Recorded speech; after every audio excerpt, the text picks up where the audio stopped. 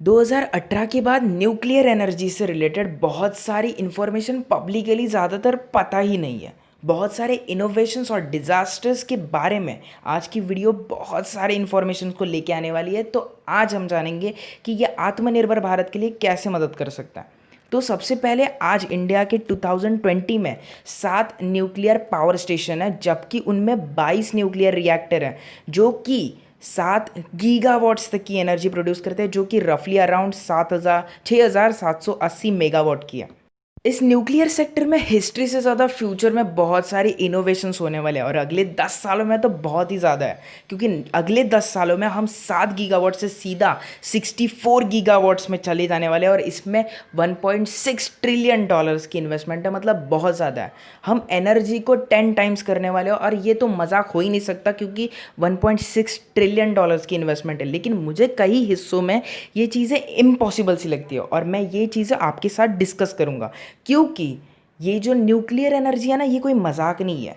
ये splitting fusion energy जो है ना, इनमें से हीट निकलती है, और ये हीट ही पानी को गर्म करती है, इससे भाप बनती है, और इसकी भाप से मोटर घूमती है, जिसकी और अपने को पता है मोटर घूमने से इलेक्ट्रिसिटी बनती है।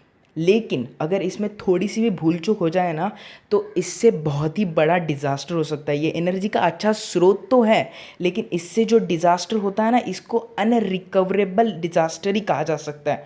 और अकेले सिर्फ यूएसए में दुनिया के 50% डिज़ास्टर होते हैं। इसीलिए इस चीज़ पे मतलब बहुत सारी प्रॉब्लम्स तो है।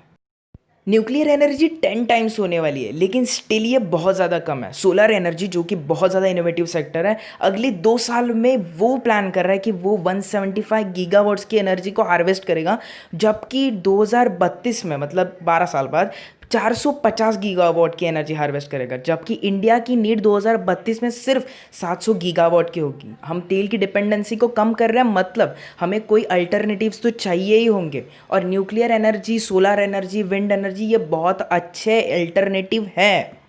तो ये एक बहुत ही बेसिक कॉमन सेंस है कि रात को सूरज ढल जाता है, मतलब सोलर पैनल पे सूरज नहीं होगा। विंड एनर्जी मतलब हमेशा हवा तो सेम रहती नहीं है। हाइड्रोलिक एनर्जी पे हमेशा प्रेशर सेम नहीं रहता। तो हमें इन एनर्जी को जब क्रिएट होती है तब उसे स्टोर करना चाहिए, और बैटरीज हमारी इतनी ज़्यादा डेवलप नहीं है। आत्मनिर्भर भारत में इनकी डेवलपमेंट चल रही है, लेकिन इतनी अच्छी नहीं है। इंडिया स्टिल 3rd रैंक करता है न्यूक्लियर एनर्जी में, बट स्टिल अगर हमें आत्मनिर्भर बनना है ना, और तेल की डिपेंडेंसी को कम करना है, तो मतलब बहुत ही बड़े बड़े स्टेप्स लिए जाने चाहिए। लेकिन इस स्टेप को, न्यूक्लियर हो या सोलर हो या फिर किसी भी तरह का और कोई स्टेप्स हो, मतलब जो एनर्जी सेक्टर में हार्वेस्टिंग के लिए जो स्टेप्स लिए जा रहे हैं, लाइक बैटरी भी बहुत अच्छे से डेवलप की जाइए, बहुत से मतलब चीज़ें इनोवेट हो रही है, solar energy and all those thing हो रही है, मतलब अच्छे से।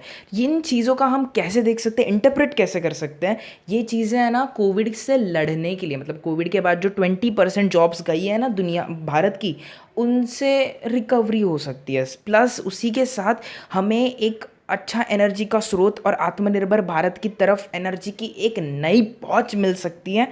तो ऐसे ही हम किसी और कंट्रीज़ पे डिपेंडेंसी जो रखते थे, जैसे कि फॉर एग्जांपल चाइना, उन पे हमारी डिपेंडेंसी कम हो जाएगी। तो अगर आपको जानना है कि और हम आत्मनिर्भर किस तरह से बन रहे हैं, तो इस चैनल को सब्सक्राइब करो जल्दी जल्दी।